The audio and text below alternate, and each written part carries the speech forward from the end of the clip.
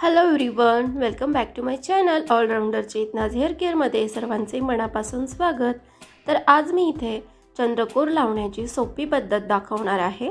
जर का तुम्हाला चंद्रकोर लावण्यासाठी थोडासा प्रॉब्लेम येत असेल किंवा मग ते व्यवस्थित लागत नसेल, तुमचा हात हलत असेल, तर तुम्ही ही टेक्निक नक्कीच वापरू शकता।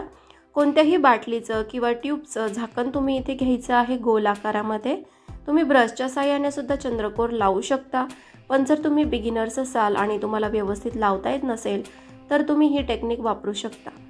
तर मी काय केलं, इथे छोटंसं झाकण घेतलेलं आहे, लिपस्टिक घेतलेली आहे। तुम्ही गंधाचा वापर सुद्धा करू शकता आणि कुंकाचा वापर सुद्धा करू शकता।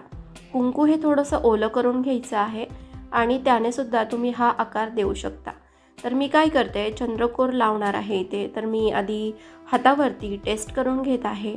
तुम्ही सुद्धा हातावरती एकदा नक्कीच चेक करून बघा की तुमचे चंद्रकोर ही एकदम व्यवस्थित लागत आहे की नाही।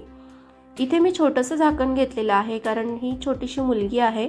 जर तुम्ही महिला असाल किंवा पुरुष असाल तर त्या हिशोबाने तुम्ही झाकण हे चेंज करून घ्यायचं आहे, थोडंसं मोठं घ्यायचं आहे आणि त्यानंतर तुम्ही मोठं असं चंद्रकोर लावून घ्यायचं आहे।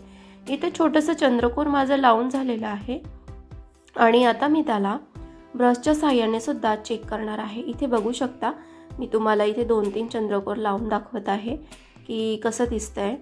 तर पहिले काठाला छानपैकी असं लावून घ्यायचं, पॅच टेस्ट करून घ्यायचं आणि त्यानंतर कपाळपट्टीला सेंटरला घेऊन मग तुम्ही हा छापा करून घ्यायचा आहे।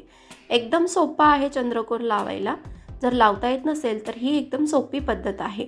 त्यानंतर मी इथे आता ब्रशच्या साहाय्याने चंद्रकोरला थोडीशी फिनिशिंग देऊन घेणार आहे। तुम्ही कोणत्याही ब्रशचा उपयोग करू शकता। इथे मी एकदम छोटासा ब्रश घेतलेला आहे।